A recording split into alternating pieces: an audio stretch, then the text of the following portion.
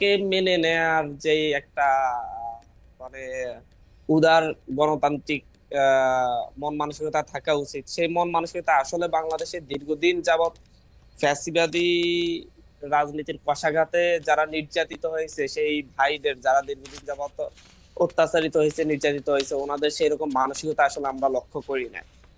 যখন আমরা কথা বলি যে হচ্ছে ডিরেক্টলি যে হচ্ছে চাঁদাবাজি হচ্ছে, যে আপনার দখলদারিত্ব হচ্ছে, যখন বলি যে হচ্ছে সাইদাবাদের প্রতি বাস থেকে চাঁদা নেওয়া হচ্ছে, এবং এভাবে যখন কথাগুলো বলি চাঁদাবাজের বিরুদ্ধে, দখলদারের বিরুদ্ধে, তখন বলা হয় যে চাঁদাবাজ বলে আপনারা কাকে ইঙ্গিত করছেন আমরা বুঝতে পারি না।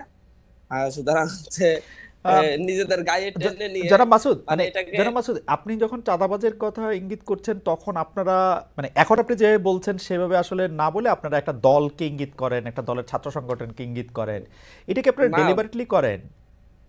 বিষয়টা হচ্ছে যে আপনি যদি এটাকে লক্ষ্য করেন যে বাংলাদেশের 95% হুম, চাঁদাবাজি হয় যে হচ্ছে একটি নির্দিষ্ট দলের নেতা কর্মীদের দ্বারাই সংগঠিত হচ্ছে, এবং হুম, সেই ক্ষেত্রে ওনাদের নেতৃত্ব যারা হচ্ছে একটা আগামী বাংলাদেশকে একটি সুন্দর স্বচ্ছ দেখতে চাচ্ছেন, তারা এটার প্রতিবাদও করছেন।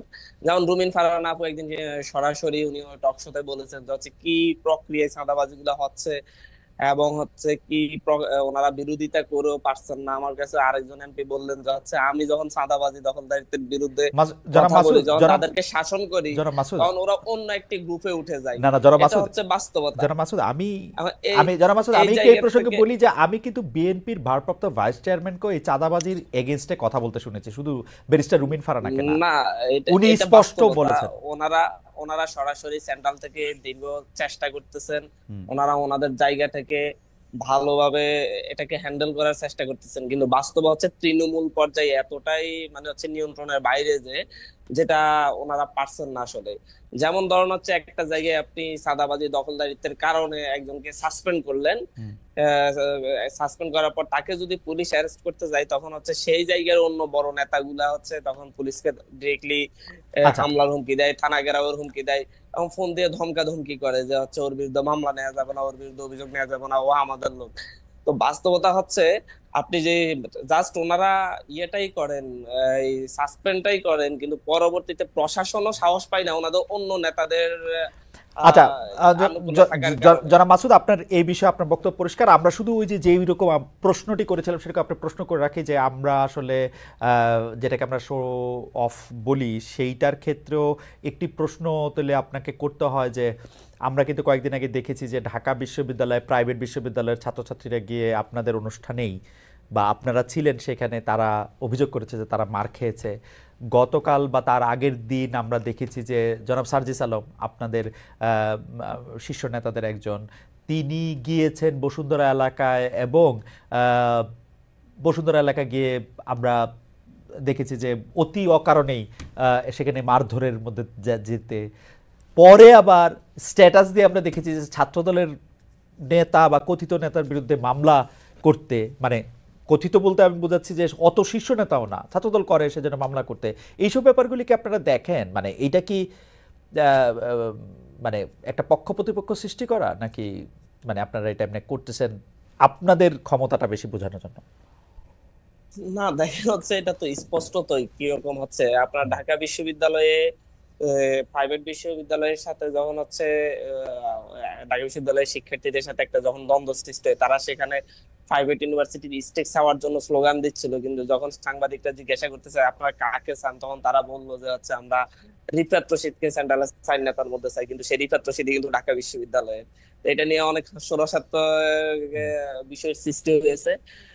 এই জায়গাগুলো হচ্ছে আসলে প্রাইভেট বিশ্ববিদ্যালয়ের মেইন 8টা পোস্টের মধ্যে ছাত্র সংগঠন যেটা ওরা করেছিল, সেই ছাত্র সংগঠনের মেইন 8টা পোস্টের মধ্যে 3টা পোস্টই হচ্ছে প্রাইভেট বিশ্ববিদ্যালয়ের শিক্ষার্থীরা হোল্ড করছে।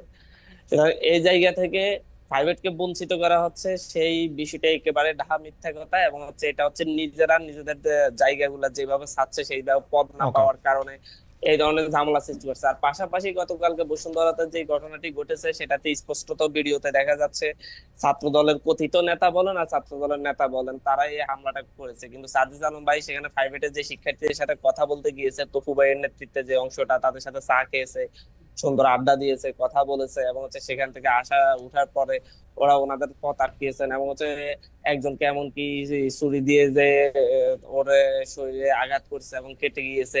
এই স্পষ্টত এগুলা দেখা গিয়েছে। এখন যা যদি যিনি এইভাবে আসলে যদি সব জায়গায়, যিনি আমি আসলে আরো যিনি আসলে আমি আরো আহত কয়েকটি হয়েছেন কথা তিনি তো বলছি। মানে মানে তিনি তো কার দ্বারা আহত হয়েছেন? আপনাদের লোকরাই তো তাকে আহত করেছে, তাই না? না, তিনি তো ছাত্র দলের যারা আক্রমণ করেছে তাদের দ্বারা আহত হয়েছেন, এবং হচ্ছে ওনার বন্ধু হচ্ছে তপু ভাই হুম। সরাসরি এটা ভিডিওতে বলেছেন যে হচ্ছে কি হয়েছে, এবং উনি এটার বিরুদ্ধে, ছাত্র দলের বিরুদ্ধে উনি নিজে একটা লাইভও করেছেন। এটা হয়তো আপনার চোখে পড়েছে কিনা জানি না। এর পাশাপাশি আরেকটি বিষয় আছে, এর কিছু অভিজ্ঞতার কথাও বলতে হয়। যেমন সরকারি তেজগাঁও কলেজে আমি একটা প্রোগ্রামে গিয়েছিলাম, সেই প্রোগ্রামে আমাদের যখন বৈষম্য ছাত্র আন্দোলন ব্যানার ট্যানার ছিঁড়ে ফেলা হয়েছিল, যাদেরকে যারা ব্যানার ট্যানার ছিঁড়ে ফেলেছিল তারা হচ্ছে ছাত্র দলের থার্ড ফোর্থ লেয়ারের কর্মী, নেতা কর্মী, এবং হচ্ছে তাদেরকে মূলত হচ্ছে সামনে ঠেলে দিয়ে যারা মূলত ওই কলেজগুলোর ফেস, তারা পিছনে থাকে, যাতে আমরা কোনো প্রোগ্রাম গুলো করতে না পারি। এবং কিন্তু বাইরে আমাদেরকে বলা হয় যে আমরা আপনাদেরকে খুবই সহযোগিতা করতেছি, খুবই হেল্প করতেছি।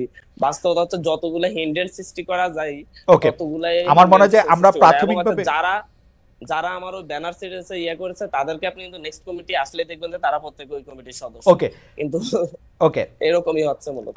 আমার মনে হয় যে আমরা মূল আলোচনায় আসি। এখন যে প্রশ্নটি আমি করতে চাই, আমি তার আগে জনাব রাকিব আপনার কাছে আমি আসবো। আমি 1 মিনিটে একটা বিষয় শুধু একটু জেনে নিতে চাই যে যেহেতু এখানে জাতীয় নাগরিক পার্টির এই মানে এইটা আমি পড়তে পারি না, জ্যেষ্ঠ যুগ্ম মুখ্য সমন্বয়ক, আপনি একটু বলেন তো যে এই যে জাতীয় নাগরিক পার্টির আত্মপ্রকাশ অনুষ্ঠানে যে আয়োজন হয়েছে এর ব্যয় সংস্থান কিভাবে হয়েছে, আপনি যদি জাস্ট 1-2 মিনিটের মধ্যে একটু বলেন, এটাতে কে টাকা দেখেন দিয়েছে? হচ্ছে এই জায়গা থেকে আমাদের, যেমন আমাদের নোয়াখালী থেকে যারা এসেছে, বা হুম। হচ্ছে ইয়া থেকে আপনার ফেনী থেকে, লক্ষ্মীপুর থেকে, আমি সারা দেশ থেকে যারা এসেছে, তারা প্রত্যেকটা জায়গা থেকে আমাদের থানা কমিটি আছে, নাগরিক কমিটির, এবং হচ্ছে বৈষম্য বিরোধী ছাত্র আন্দোলনের কমিটির হুম। সদস্যরা আছে। হুম। তো হচ্ছে ওরা যেমন ঢাকা শহরে আসতে যাইতে যে খরচটা, প্রত্যেকে তাদের ব্যক্তিগত খরচটি বহন করেছে, এবং তারা নিজেরাই গাড়ি বুক করে নিজেরাই এসেছে। সাধারণ মানুষও অনেক এসেছে, তারাও হচ্ছে নিজ নিজ জায়গা থেকে এসেছে। আপনারা হয়তো ভিডিওতে দেখেছেন যে হচ্ছে নাতিকে কাঁধে নিয়ে দাদা এসেছে, ছেলেকে সাথে নিয়ে বাবা এসেছে, এরকম ভাবেই মূলত হচ্ছে মানুষগুলো এসেছে। তবে হচ্ছে মঞ্চ সহ আশপাশে যে জনাব বিশ্ববিদ্যালয় একটা আব্দুল রহমান আমাদের মাসুদ, জনাব আব্দুল রহমান মাসুদ, এই আমার কথাটা আমার না, কিন্তু আমাদের যে দর্শকদের মধ্যে অনেকেই এটি বলছেন যে এইটা পবিত্র রমজান মাস। আমি আপনি কি আসলে এটি আপনি বললে এটা আমাদের মানতেই হবে যে এটা আসলে নিজেদের টাকা দিয়ে আসছে, ব্যাপারটা কি আসলে এরকম? এটা দর্শকরা বলছেন, এটা আমার কথা না, এটা আপনার প্রেরোগেটিভ, আপনি না, না, আমি বললেই মানতে হবে এমন ইস্যু না। ইস্যুটা হচ্ছে যে কিন্তু সেই এখানে ব্যাপারটা আপনি আপনারা মানছেন কিনা যে যারা নিউজ যারা করতে এসেছেন পারেন। তারা নিজেদের টাকা দিয়ে আসছেন? হ্যাঁ, তারা নিজেদের টাকা এসেছেন, স্থানীয় ভাবে বিভিন্ন ধরনের তাদের যে শুভাকাঙ্ক্ষী আছে তাদের কাছ থেকে তারা স্পন্সর নিয়েছেন বিভিন্ন ভাবে। যখন হচ্ছে কেউ রাজনীতি আসে তখন হচ্ছে রাজনৈতিক শুভাকাঙ্ক্ষীও তৈরি হয়, ওকে, যখন হচ্ছে কেন্দ্রীয়ভাবে কি সেই আপনারা জায়গা কোনোভাবে থেকে। ওই অনুষ্ঠানটা করে কেন্দ্রীয়ভাবে আপনারা কি কোনো লাভজনক হয়েছেন, লাভবান হয়েছেন কেন্দ্রীয়ভাবে আপনারা যারা কেন্দ্রীয় কেন্দ্র বাবা, করেন? কেন্দ্রীয় বাবা আমাদের লাভবান হওয়ার কোনো সুযোগ নেই। আমাদের কেন্দ্রীয় বাবা কোনো ওকে। লাভবান হওয়ার সুযোগ নেই। ওকে। আমাদের এখনো যে হচ্ছে আপনার যে ইয়ার ভাড়াটা, স্টেজ করার যে ভাড়াটা, হুম। সেখানে এখনো অর্ধেক টাকা আমাদের এখনো বাকি আছে। আমরা সেই দিবেন টাকাটাও দিবেন তো না? স্কুল। দিবেন তো ওইটা অর্ধেক টাকাটা? না, না, অবশ্যই দিব, কারণ ওকে। ওনারা এর আগে প্রোগ্রাম আমাদের করে দিয়েছেন, এবং হচ্ছে ওনাদের এখন আমরা দিতে পারিনি। আমি সেটাই বলছি যে আচ্ছা, হচ্ছে ঠিক আমরা আছে। এখানে লাস্ট লাভবান লাস্ট হওয়ার এই সুযোগ প্রসঙ্গে নেই। আমি আপনাকে জনাব হান্নান মাসুদ, আপনার কথা আমার পুরোপুরি আমি বুঝতেও পেরেছি এবং আমার বিশ্বাসও হয়েছে। আমি লাস্ট আপনাকে একটু জানতে চাই যে যে সরকারি অফিসের থেকে রিকুইজিশন নিয়ে বাস নেওয়া হয়েছিল আসলে কোথাও? হ্যাঁ, এটা এটা আসলে আমাদের জন্য খুবই বিব্রতকর। এটা ফিরোজপুর থেকে আমরা দেখেছি যে হচ্ছে 5টি বাস রিকুইজিশনের কথা শুধু এসেছে, শুধু এবং হচ্ছে শুধু সেই শুধু জায়গায়। শুধু পিরোজপুর থেকে আর কোথাও থেকে বাস হ্যাঁ, রিকুইজিশন করা হয়েছিল?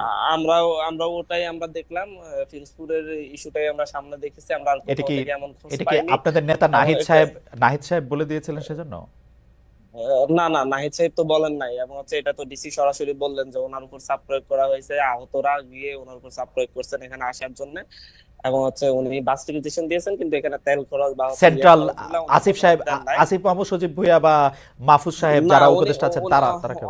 ওনারা ওনারা বললে তো হচ্ছে শুধুমাত্র, তো ওনারা যদি এরকম কিছু বলতেন তাহলে তো ওনারা শুধুমাত্র ওকে। ফিরোজপুরের জন্য বলতেন না, সারা দেশ থেকেই বলা হতো। একটা জায়গায় এই ধরনের ঘটনা ঘটেছে, আমরা এটার জন্য আমি নিজেও দুঃখ প্রকাশ করেছি, আমাদের পক্ষ থেকে দুঃখ প্রকাশ করা ওকে। হয়েছে।